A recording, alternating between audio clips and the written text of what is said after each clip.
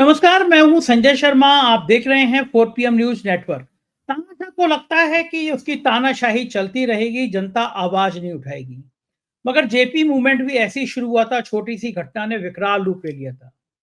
चुनाव आयुक्त राजीव कुमार की अंतिम प्रेस कॉन्फ्रेंस एक नाकारा व्यक्ति के रूप में साबित हुई। तमाम मुद्दों पर सवाल देने का जवाब देने की जगह राजीव कुमार शेरो शायरी पढ़ते रहे। कुछ नहीं बताया कि ईवीएम के घोटाले की बात क्या है, फॉर्म 17 ए का खेल क्या है, वोटर लिस्ट में अचानक वोट चेंज कैसे हो जाते हैं, मतदान प्रतिशत इतना कैसे बढ़ जाता है। केवल शेर व शायरी पढ़िए, बातें सुनिए, और हो सकता है राजीव कुमार को कुछ दिनों बाद आप संसद या विधानसभा में देखें। जो भी साहिब का गुलाम होता है उसको इसी तरह ताजपोशी करा देते हैं साहिब। एक तरम गोगोई साहब आपको याद होंगे, सुप्रीम कोर्ट के जज, राज्यसभा भेज दिए गए। हो सकता है राजीव कुमार भी उस कतार में हो। अभय दुबे जी के संग रोज शो करता हूँ। मैंने अभय दुबे जी से तमाम सवाल पूछे हैं, बेहतरीन जवाब है। मैंने पूछा है योगी आदित्यनाथ की अब मिल्कीपुर विधानसभा, अयोध्या की एक विधानसभा का उपचुनाव डिक्लेयर हो गया है। बड़ी प्रतिष्ठा का चुनाव है ये। कुछ दिन पहले 1,000 करोड़ की योजनाओं का उद्घाटन मिल्कीपुर के लिए कि 1,000 करोड़ खर्च करा लो, 2,000 करोड़ खर्च करा लो। अब अयोध्या मत हरवाना, क्योंकि अयोध्या हारने के बाद पूरे देश और पूरी दुनिया से बड़ी गालियां पड़ी हैं बीजेपी को। तो क्या होगा, योगी आदित्यनाथ का भविष्य कैसे जुड़ा है मिल्कीपुर से, इन तमाम विषयों पर अभय द्विवेदी जी से बातचीत करेंगे। बहुत शानदार बातचीत है, जरूर सुनिएगा। और आपसे एक रिक्वेस्ट और है, अरविंद केजरीवाल की पूरी टीम, महत्वपूर्ण महत्वपूर्ण लोगों की टीम, मनीष सिसोदिया, आक्षी, सत्येंद्र जैन, सौरभ जी, इन सब लोगों ने मिलकर तय किया कि हम लोग एक साथ बैठकर किसी चैनल को, टीवी चैनल को नहीं, किसी यूट्यूबर को नहीं, सिर्फ 4 पीएम को इंटरव्यू देंगे। ये इस तरह की पॉलिटिकल पहली घटना थी। इससे पहले किसी पॉलिटिकल पार्टी ने कभी ये विचार नहीं किया, किसी यूट्यूबर ने, किसी टीवी चैनल ने विचार नहीं किया। आपका अपना चैनल सौभाग्य से 4 पीएम को उन्होंने सोचा कि अगर हम 4 पीएम में देंगे तो शायद सबसे ज्यादा देखेंगे जाएंगे, क्योंकि पिछले सवा साल से 4 पीएम देश में नंबर 1 बना हुआ है व्यूज के मामले में। बहुत शानदार इंटरव्यू लगा हुआ है, आप देख सकते हैं हमारे चैनल पे। जरूर देख के उसको बताइएगा। चलते हैं अभय दुबे जी के पास। 4 पीएम न्यूज नेटवर्क में स्वागत है अभय दुबे जी आपका। एक शर्मनाक प्रेस कॉन्फ्रेंस देखी गई।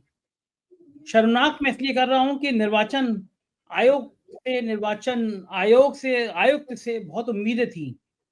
राजीव कुमार की ये आखिरी प्रेस कॉन्फ्रेंस थी, और जब आखिरी समय होता है, जिंदगी का नहीं नौकरी का, तो उस समय भी कम से कम आदमी सोचता है अंतर मन से, यार मैं रिटायर हो रहा हूँ, आने वाला इतिहास मुझे कम से कम ठीक मायनों में याद रखे कि एक ठीक निर्वाचन आयोग था। लेकिन भाई पूरी प्रेस कॉन्फ्रेंस में शेरो शायरी सुनाते रहे, ऐसा लगा किसी मुशायरे में बैठे हुए हैं हम। इतने सवाल थे, ईवीएम के सवाल थे, फॉर्म 17 ए के सवाल थे, वो शेरो शायरी में सुनाने में व्यस्त रहे।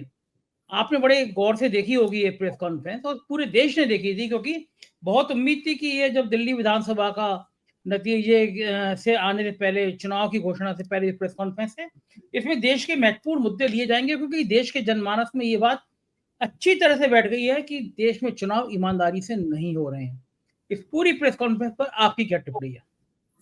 देखिए, अगर राजीव कुमार जी के कार्यकाल के ऊपर विचार किया जाए तो केवल दो बातों को टटोलने से ही उनके पूरे कार्यकाल की तस्वीर सामने आ जाएगी। पहली यह है कि उनके पास कितनी शिकायतें गई, नंबर एक, इसका आंकड़ा निकाल के सामने आ जाना चाहिए। शिकायतें बड़े और कायदे से वो शिकायतों के आंकड़े देने में चुनाव आयोग को कोई दिक्कत नहीं होनी चाहिए। और दूसरा, उन्होंने कितनी शिकायतों का जवाब दिया या निराकरण किया उन्होंने। तो आप पाएंगे कि जब भी ईवीएम के बारे में कोई शिकायत गई, चुनाव आयोग ने उसका जवाब नहीं दिया। जब भी वोटों की गिनती के बारे में शिकायत गई, चुनाव आयोग ने उसका जवाब नहीं दिया। जब भी भाजपा के नेताओं द्वारा सांप्रदायिक चुनाव प्रचार करने की शिकायत गई, चुनाव आयोग ने उसका जवाब नहीं दिया। जब भी प्रधानमंत्री के खिलाफ कोई शिकायत गई, चुनाव आयोग ने उसका जवाब नहीं दिया। जब भी मतदाता सूचियों के बारे में कोई शिकायत गई, चुनाव आयोग ने उसका जवाब नहीं दिया या उसका हीला हवाला किया। पूरे राजीव कुमार जी के पूरे कार्यकाल का ये एक संक्षिप्त इतिहास है।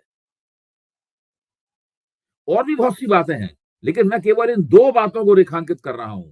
ये एक ऐसा चुनाव आयोग है जिसको जब भी कोई शिकायत की जाती है और अगर सत्तारूढ़ दल के खिलाफ है तो वो उसका जवाब ही नहीं देता है, और बदले में इस तरह की बातें करता है, शेर पढ़ने लगता है, कविता बोलने लगते हैं, कुछ अपने आप को विक्टिम बना के ऐसा लगता है कि शिकायत करने वाले उनको तंग कर रहे हैं, शिकायत करने वाले उनको बदनाम करना चाहते हैं, कुछ इस तरह की मुद्रा अख्तियार करते हैं।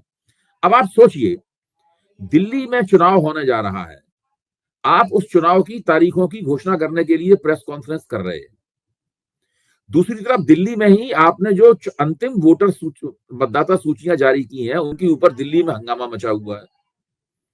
अब क्या इस प्रेस कॉन्फ्रेंस में चुनाव आयुक्त की जिम्मेदारी नहीं थी कि वो जो हंगामे से जुड़ी हुई जो समस्याएं हैं, जो सवाल उठाए जा रहे हैं, जो आपत्तियां हैं, जो संदेह व्यक्त किए जा रहे हैं, जो अविश्वास व्यक्त किया जा रहा है और चुनाव आयोग के ऊपर विश्वास व्यक्त किया जा रहा है, उनकी कोई सफाई देते अपनी तरफ से?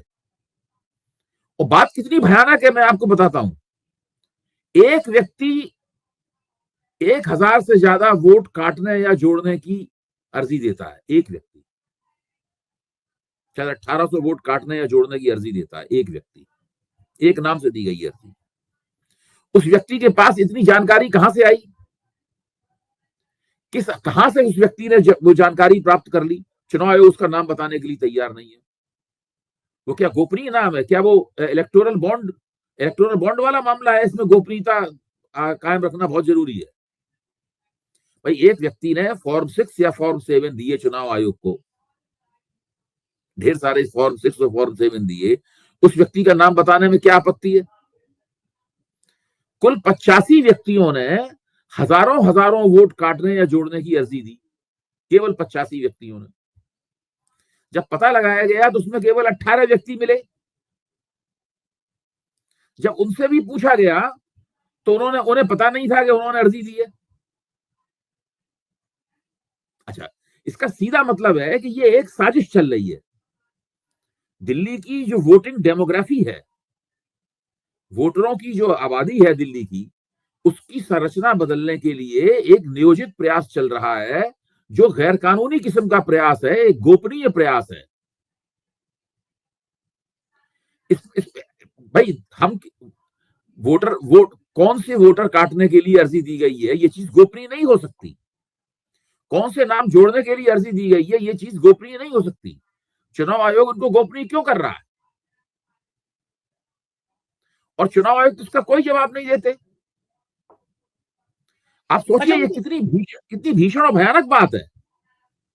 सही बात है, तो आप एकदम खुलेआम बेईमानी कर रहे हैं, डकैती डाल रहे हैं।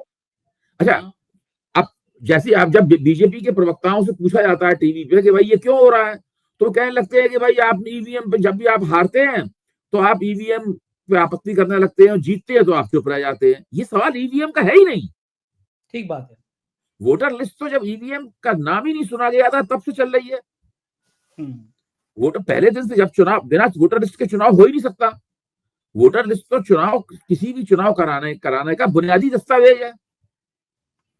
आप गोल पोस्ट को शिफ्ट करते हैं, आप ईवीएम की बात क्यों करने लगते हैं? ईवीएम क्यों सवाल ही नहीं उठाया जा रहा? ईवीएम पर उठाए गए सवाल दूसरे हैं, उनके जवाब भी अभी तक नहीं दिए गए हैं, ये अलग बात है, लेकिन ये तो मसला ईवीएम का नहीं है। हाँ। ये तो मसला चुनाव आयोग द्वारा वोटर लिस्टें प्रकाशित करने का मसला है, अंतिम वोटर लिस्टें प्रकाशित करने का मसला है, वोटर लिस्टों की रिवीजन या संशोधन का मसला है। और उसको संशोधन करने की जो प्रक्रिया है, उस प्रक्रिया को किस तरह खुफिया तौर पर चलाया जा रहा है, गोपनीय तौर पर चलाया जा रहा है, साजिशन चलाया जा रहा है, इन आरोपों का मसला है। तो इसका जवाब कौन देगा अगर चुनाव आयुक्त नहीं देगा? आप देंगे क्या या मैं दूंगा? कौन देगा जवाब? चुनाव आयोग को देना पड़ेगा, देना चाहिए।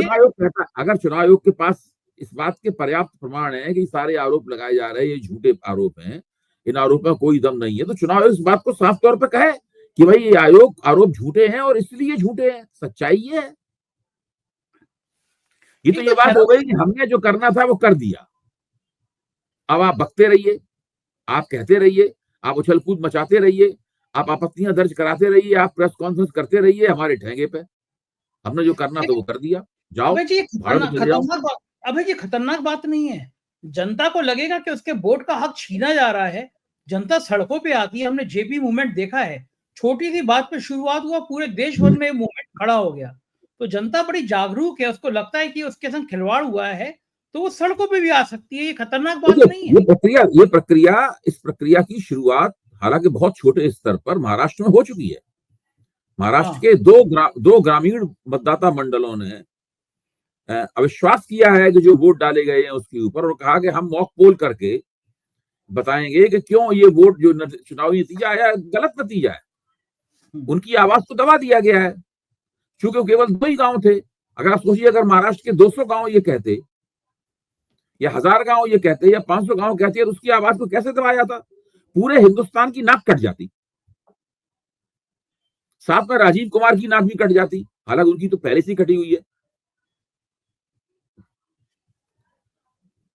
आप सोचिए ना, ये क्या हो रहा है? ये खुलेआम नंगी बेईमानी हो रही है। लोकतंत्र की हत्या है सीधा मैं सीधा, उन ये तो लोगों इसे में से कहते हूं मैं उन लोगों में से हूं जिनकी कामना यह है कि चुनाव आयोग की विश्वसनीयता पर सवालिया निशान नहीं लगना चाहिए। चुनाव आयोग की विश्वसनीयता पर सवालिया निशान लगने का मतलब यह है कि सारे देश के का लोकतंत्र के विश्वसनीयता पर सवालिया निशान लग रहा है, पूरे देश की प्रतिष्ठा पर सवालिया निशान लग रहा है। राजीव कुमार भारत की लोकतांत्रिक इतिहास में एक ऐसे चुनाव आयुक्त के रूप में जाएंगे जिन्होंने चुनाव आयोग की सारी प्रतिष्ठा, जो कि टी एन शेषन के जमाने से धीरे धीरे जमा हो रही थी, बड़ी मेहनत से कमाई गई प्रतिष्ठा, बिल्कुल नष्ट कर दी है, धूल धूसरित कर दी है। भारतीय जनता पार्टी को छोड़कर उनका कोई समर्थन नहीं करता। यहां तक इस सवाल के ऊपर तो कांग्रेसियों ने भी आपत्ति की है दिल्ली में, केवल आम आदमी पार्टी नहीं की। संदीप दीक्षित वगैरह ने भी कहा है कि इसमें दाल में तो बहुत काला दिखाई पड़ रहा है। हाँ ठीक बात है, इस तरह का वोट काट दोगे। और केजरीवाल ने कहा कि पूर्वांचल के जो वोट हैं, पूर्वांचल और झुग्गी झोपड़ी वाले हाँ। जानबूझ के ये वोट काटे गए हैं कि ये वोट बीजेपी के अगेंस्ट है, इन वोटों को काट दो। अच्छा, अब ये जो अब नई दिल्ली निर्वाचन क्षेत्र है, जैसा कि हम लोगों ने कल चर्चा की थी, नई दिल्ली निर्वाचन क्षेत्र में सरकारी कर्मचारी बहुत रहते हैं। इन्होंने लोकसभा चुनाव में भी बीजेपी को वोट नहीं दिए थे। हाँ। लोकसभा चुनाव में बीजेपी जीती थी, लेकिन नई दिल्ली विधानसभा निर्वाचन क्षेत्र में इंडिया गठबंधन को लीड मिली थी, उसको बढ़त प्राप्त हुई थी। अब उसमें वहां से अरविंद केजरीवाल लड़ते हैं, इन्हें अरविंद केजरीवाल को हराना है, इसलिए कम से कम 6-7% वोटों का घपला नई दिल्ली निर्वाचन क्षेत्र की मतदाता सूचियों में किया गया है। देखिए, ये एक समय ऐसा आएगा जबकि वोटर जो है वो इस तरह के चुनाव आयुक्तों के गिरेबान पकड़ के झकझोरेंगे और पूछेंगे कि भाई तुमने ये ऐसा क्यों किया। यही तो मैं डर रहा हूं कि जनता अगर सड़कों और पे बहुत जल्दी आप देखिए, अभी रिटायर हो जाएंगे। आप देखिए, क्या इनका भारत में कोई कूलिंग ऑफ पीरियड तो होता नहीं है कि रिटायरमेंट के 2 साल तक आपको कोई पद नहीं मिलेगा, ये कूलिंग ऑफ पीरियड होता है, या 6 महीने तक कोई पद नहीं मिलेगा। बहुत से मामलों में ये कूलिंग ऑफ पीरियड होता है, ये तो कोई है नहीं पीरियड यहाँ पे।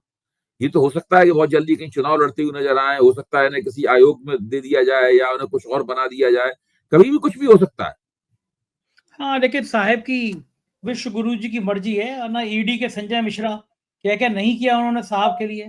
उस समय तो ये लग रहा था संजय मिश्रा को बड़ी ताकत दे दी जा रही है, आजकल संजय मिश्रा ढक्कन हो गए, गायब हो गए, याद ही नहीं है संजय मिश्रा कहाँ चले गए। तो राजनीतिक निष्ठा, पूरी निष्ठा में अगर जरा सी भी 10% कम रह जाए साहब के प्रति, तो फिर आप ठिकाने लगा दिए जाते, बर्फ में दबा दिए जाते हैं, याद ही नहीं आता आपको है। लेकिन दिल्ली के चुनाव से पहले कितनी बेवकूफी कर रही है सरकार, भारतीय जनता पार्टी के इशारे पर यह जी था। आशी ने आरोप लगाया कि कल रात को उनका घर खाली करा दिया गया। चुनाव सिर पर है, मुख्यमंत्री का घर कैंसिल करा रहे हो, घर खाली करा रहे हो। आपके विधुड़ी जैसे नाकारा नेता उस मुख्यमंत्री के पिता पर सवाल उठा रहे हैं। किसी महिला के लिए इससे खराब बात क्या होगी कि आप उसके पिता पे कह रहे हो उसने अपना बाप बदल लिया। आशी रो पड़ी, उनकी आंखों में आंसू आ गए। ये जो घर खाली कराने वाले इस तरह के मुद्दे हैं, क्या बीजेपी को नहीं पता ये उल्टा रिवर्स करेंगे, उल्टा नुकसान पहुंचा देंगे? क्यों, कौन ऐसी सलाह देता है बेवकूफी का काम करने की? देखिए, नरेंद्र मोदी को 2 लोग बहुत प्रिय है। अगर कोई कार्टूनिस्ट चाहे तो कार्टून बना सकता है। एक हाथ में तो एक सीने के एक हिस्से से वो रमेश विधोड़ी को लगाए हुए हैं और दूसरे हिस्से से ब्रजभूषण शरण सिंह को लगाए हुए हैं। ये दोनों व्यक्ति महिलाओं को बड़ा सम्मान करते हैं, ज्यादा ही करते हैं। हाँ, बहुत ज्यादा सम्मान करते हैं। नरेंद्र मोदी भी महिलाओं का बहुत सम्मान करते हैं। इन दोनों लाडलों को वो अपने साथ रखते हैं हमेशा, नरेंद्र मोदी। इनको कोई सजा नहीं दे सकते, वो कुछ भी हो जाए तो। अच्छा, अब आप पूछ सकते हैं कि भाई भाजपा ऐसा क्यों करती है? क्योंकि भाजपा को ऐसा लगता है कि इस प्रकार की बातें कहने से जनता नाराज नहीं होती। इस प्रकार की बातें कहने से उनकी चुनावी संभावनाओं पर कोई असर नहीं पड़ता। अगर जरा भी इस बात का उन्हें एहसास होता कि डर होता कि इनकी चुनावी संभावनाओं पर असर पड़ता है, तो अभी तक उन्होंने रमेश विधुड़ी की छुट्टी कर दी होती। आज से 30-40 साल बाद जब हम लोग शायद इस दुनिया में होंगे नहीं पता है, उसके बाद उस वक्त बच्चों से अगर पहेली पूछी जाएगी कि भारतीय लोकतंत्र का सबसे अशिष्ट व्यक्ति आज तक कौन हुआ है, तो वो जो सूची पेश करेंगे उनमें सबसे शीर्ष पे रमेश विधुड़ी प्रतियोगिता कर रहे होंगे कि शीर्ष पे हो रहेंगे या कोई और रहेगा। ठीक बात है, बिल्कुल ठीक कह रहे हैं आप, एकदम ठीक कह रहे हैं। ये स्थिति है इन लोगों की। बिल्कुल ठीक है ना, ये बड़ा शर्मनाक दृश्य भी सामने आता है। दिल्ली के चुनाव में एक महत्वपूर्ण घटनाक्रम ये हुआ कि जब नाम अनाउंस हुआ, उधर अखिलेश यादव ने घोषणा कर दी कि वो आम आदमी पार्टी को खुलेआम समर्थन करेंगे। अखिलेश यादव तो एकदम बैटिंग करने में मूड में आ गए कि कांग्रेस से भी सीधा मोर्चा लेके वो केजरीवाल को समर्थन करेंगे। और दिल्ली में समाजवादी पार्टी की भी ठीक-ठाक स्थिति है, पूर्वांचल के वोटों में खास तौर से। ये जो अचानक इतनी तेजी के साथ अखिलेश यादव ने घोषणा करी है, राजनीति के इसके मतलब क्या है? राजनीति निहितार्थ इसका क्या है? मतलब ये है संजय जी, इसका मतलब सीधा है, इसमें ज्यादा बहुत पेचीदगी नहीं है। जो इंडिया गठबंधन है वो मुख्य तौर पर एक राष्ट्रीय पार्टी और बाकी क्षेत्रीय दलों का गठबंधन है। समाजवादी पार्टी और राज्यों में भी चुनाव लड़ती है, उनके कुछ विधायक भी हैं और राज्यों में, लेकिन मुख्य तौर पर वो उत्तर प्रदेश की पार्टी है। उसकी सारी ताकत जो है वो उत्तर प्रदेश के चुनाव, उत्तर प्रदेश की राजनीति से निकलती है। और आम आदमी पार्टी जो है, आम आदमी पार्टी इस वक्त दिल्ली की पार्टी है, पंजाब में भी उसका प्रभाव है और राज्यों में भी चुनाव लड़ती है, लेकिन दिल्ली उसका लॉन्चिंग पैड है। और अखिलेश इस बात को अच्छी तरह जानते हैं, अखिलेश क्या सब लोग इस बात को जानते हैं कि दिल्ली में भाजपा को कोई हरा सकता है तो आम आदमी पार्टी हरा सकती है, कांग्रेस नहीं हरा सकती भाजपा को। जिस पार्टी को पिछले चुनाव में 4.25% वोट हुए थे, उस पर भरोसा करेंगे, मिले थे, उस पर भरोसा करेंगे, जिसको 55% वोट मिले थे उस पर भरोसा करेंगे? ठीक बात है। मतलब किस पर भरोसा करेंगे? अखिलेश कांग्रेस का समर्थन कैसे कर सकते हैं, या कोई और पार्टी कांग्रेस का समर्थन कैसे कर सकती है? कांग्रेस के पास तो कुछ है नहीं। कांग्रेस तो अपने वोटों को अगर 3 या 4 गुना कर ले तो वो क्या करेगी? उसमें खुद नहीं जीतेगी, वो भाजपा की सीटें बढ़वा देगी। कांग्रेस दो ही नतीजों के लिए अभिशप्त है, या तो उसके 4.25% या उससे भी कम हो जाए वोट, 4% या 3.5% वोट रह जाए, या वो 10 या 12% वोट बन करके भाजपा के कुछ और उम्मीदवारों को जितवा दे। कांग्रेस को ना कुछ मिलने वाला है इस चुनाव में। तो ये कांग्रेस की बहुत बड़ी रणनीतिक गलती होगी ना, अगर ये ऐसे नतीजा रहा, मान लीजिए उसको कम वोट मिले तो भी, और उसकी वजह से बीजेपी जीती तो भी, दोनों स्थिति में कांग्रेस को नुकसान हो जाएगा ना। और देखिए इस पूरी प्रक्रिया में जो विपक्ष की एकता थी, विपक्ष की एकता को भी काफी नुकसान हुआ है। जिस तरीके से कांग्रेस की तरफ से, देखिए आम आदमी पार्टी ने कांग्रेस के नेताओं को कोई गाली गलौज नहीं किया। गाली गलौज की शुरुआत अजय माकन ने की। उन्होंने प्रेस कॉन्फ्रेंस करके अरविंद केजरीवाल को फर्जीवाल कहा, उनको राष्ट्र विरोधी बताया। तब संजय सिंह ने यह कहा कि अगर आप इस तरह की बातें करेंगे तो हम ये मांग करेंगे, या तो आप अजय माकन के खिलाफ कार्रवाई करें, या मांग करेंगे कि कांग्रेस को इंडिया गठबंधन से बाहर निकाला जाए। ये बढ़िया बात है। कांग्रेस आला कमान के कान पे जू नहीं रहेगी, क्यों? कांग्रेस आला कमान को लग रहा है कि अगर दिल्ली में आम आदमी पार्टी किसी तरीके से हार जाए, चाहे भाजपा ही भले क्यों ना जीत जाए, भाजपा ही जीतेगी अगर आम आदमी पार्टी हारेगी तो, अगर आम आदमी पार्टी हार जाए तो शायद पंजाब की राजनीति में भी कमजोर हो जाएगी, फिर कांग्रेस की वहां वापसी हो जाएगी, क्योंकि वहां भाजपा उसके मुकाबले में है नहीं। अकाली दल कमजोर है और आम आदमी पार्टी ने बीच में से अपना उभार करके कांग्रेस का खेल खराब कर दिया है। ये पूरी बात किसी तरीके से प्रताप सिंह बाजवा और अजय माकन जैसे लोगों ने मिलकर भाजपा कांग्रेस के आला कमान के कानों में फुसफुसा दी है, और उनको लग गया है कि ये काम करना ठीक रहेगा। महीने भर की बात है, भाजपा को जिताने का आरोप लगेगा, थोड़े दिनों में लोग भूल जाएंगे। संजय राउत ने कहा भी बातें भूली नहीं जाती, हम लोग बार बार इस तरह की बातों को याद दिलाएंगे। देखिए सब, अभी जब चुनाव का नतीजा आएगा तो एक एक निर्वाचन क्षेत्र का विश्लेषण करके पता लगा दिया जाएगा कि यहाँ कांग्रेस ने भाजपा को जिताने की भूमिका निभा पाई या नहीं निभा पाई। आप बच नहीं सकते उन आलोचनाओं से। अच्छा, इसके उलट अगर अरविंद केजरीवाल एक प्रचंड बहुमत के साथ जीत हासिल कर लेते हैं, तो आपको लगता है कि इंडिया गठबंधन के संयोजक के रूप में जैसे नाम चला था ममता बनर्जी का, अरविंद केजरीवाल का भी चल सकता है कि एक बढ़िया रणनीतिकार है, एक अच्छा चेहरा है, इस तरह का नाम भी क्यों नहीं चल चल सकता है। सकता है? बिल्कुल चल सकता है, अरविंद केजरीवाल का भी चल सकता है, लेकिन चूंकि ममता बनर्जी ने पहले से ही अपना खुद ही दावा पेश कर दिया है कि वो उसका नेतृत्व करने के लिए तैयार हैं, तो अरविंद मेरे ख्याल से ममता दीदी की जगह लेने के लिए की कोशिश नहीं करेंगे।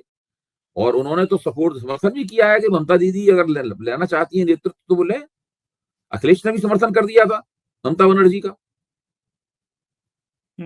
इस बीच में अयोध्या हम्म, की मिल्कीपुर विधानसभा बड़ी इंपॉर्टेंट है। हम्म, अयोध्या जो हारे हैं वो बीजेपी को दर्द बहुत सताता है और हम्म, अयोध्या के हारने की मजाक पूरी दुनिया में उड़ाई गई। मैं कश्मीर गया था, नेशनल कॉन्फ्रेंस की बड़ी फायर ब्रांड स्पोक्स हम्म, पर्सन है हयात सारा, तो वो भी हम्म, मतलब अयोध्या का जिक्र जरूर कर रही थी कि आपकी हम्म, अयोध्या ने तो बड़ा संदेश दे दिया पूरी दुनिया को। हम्म, हम्म, अयोध्या की मिल्कीपुर जब बाकी उपचुनाव हो रहे थे, हम्म, मिल्कीपुर में नहीं कराया गया, मिल्कीपुर रोक लिया गया, क्योंकि हम्म, डर था कि अगर अयोध्या की मिल्कीपुर भी हार गए, तो बड़ा खराब संदेश चला जाएगा, लोकसभा हारे और उपचुनाव भी हारे। और हम्म, मिल्कीपुर जीतने के लिए पूरी सरकार ने ताकत लगा रखी। कुछ दिन पहले मैंने अखबार के फुल पेज के ऐड देखे कि 1000 करोड़ की परियोजना है। 1000 करोड़ की परियोजनाओं की शुरुआत मिल्कीपुर से। आप हम्म, सोचिए एक उपचुनाव जीतने के लिए 1000 करोड़ की परियोजनाएं, और बड़ा सही टाइम चुना उन्होंने मिल्कीपुर के उपचुनाव की घोषणा करा के। उनको लग रहा है कि कुंभ मेला शुरू हो गया, अब दिन रात उसका प्रचार कराया जाएगा, माहौल वो पूजा पाठ वाला बनाया जाएगा, तो मिल्की वाला अयोध्या वाला मामला कुंभ के चक्कर में थोड़ा और बूस्ट अप हो जाएगा, हमको चुनाव जीतने का मौका मिल जाएगा। क्या लगता है आपको, अगर मिल्कीपुर भी हार गई बीजेपी तो हम्म। उससे क्या संदेश होंगे? कटी हुई नाक और ज्यादा कट जाएगी। पहले से ही जो नाक कटी हुई है बीजेपी की अयोध्या हारने से, वो और ज्यादा कट जाएगी। आपको क्या लगता है? आप तो लखनऊ उत्तर प्रदेश की राजनीति पे बहुत गहरी बहुत पकड़ है मुश्किल आपकी। है। अगर देखिए उपचुनाव में जैसी बाकी जगह लाठियां चली, वोटर लिस्ट में वोट काट दिए गए, वोट डालने निकलने नहीं दिया, तो अलग बात है। वरना अगर ईमानदारी के निष्पक्ष चुनाव हो जाए मिल्कीपुर में, तो भारतीय जनता पार्टी की हार 100% तय है। तो हम्म, अब बीजेपी को यही सता रहा है डर कि अगर मिल्कीपुर हार गए, क्योंकि अवधेश प्रसाद जो अयोध्या उन्होंने लोकसभा जीती है, उसका नतीजा बहुत अलग है। उसके बाद जिस तरह अयोध्या के लोगों को अपमानित किया गया, मतलब आप पूछिए कि सोशल मीडिया में अयोध्या को गाली दी गई कि तुम लोग कैसे हो, तुम लोगों ने नहीं, ये कर अयोध्या के दिया। नक्शे में आग लगाई, मैंने खुद वो देखा है वो वाला कि हाँ, एक व्यक्ति आता नक्शे है में आग लगाई बहुत हो जोर रही। जोर से, मतलब फिल्मी स्टाइल में चिल्लाता हुआ, हाथ में मशाल लिए हुए, और वो जमीन पर अयोध्या का नक्शा बना हुआ है और उसके अंदर आग लगा देता है उस नक्शे में। हाँ, हाँ, हाँ। मैंने आप खुद देखा देखिए, है वो। आपको याद है, आपने कहीं सुना कि प्रधानमंत्री जी ने फिर जय श्री राम और राम मंदिर का नाम लिया हो लोकसभा में हारने के बाद? भूल गए वो, जय जगन्नाथ तो किया उन्होंने कि उड़ीसा ने हम्म, हमको सब्सिडी दी थी, उन्होंने कहा भगवान भी शिफ्ट कर लो, रामचंद्र जी हम्म। काम नहीं आ रहे, चलो जगन्नाथ की तरफ चलो। जगन्नाथ फिर भगवान क्या, तो शिफ्ट कर लिया। भगवान भी शिफ्ट कर भगवान लेते, बदल लिया उन्होंने।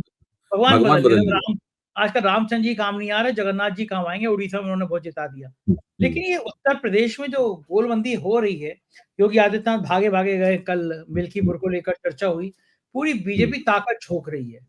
हालांकि इससे पहले भी हमने उपचुनाव में देखा था, जब वहां पे बहुत प्रतिष्ठा वाली जगह पे बीजेपी को बड़ी करारी शिकस्त भी मिली है। तो लग रहा है कि योगी आदित्यनाथ आसानी से चुनाव जीत जाएंगे। आपको क्या लगता है, या उनकी राह में हम्म। कांटे बिछ सकते हैं?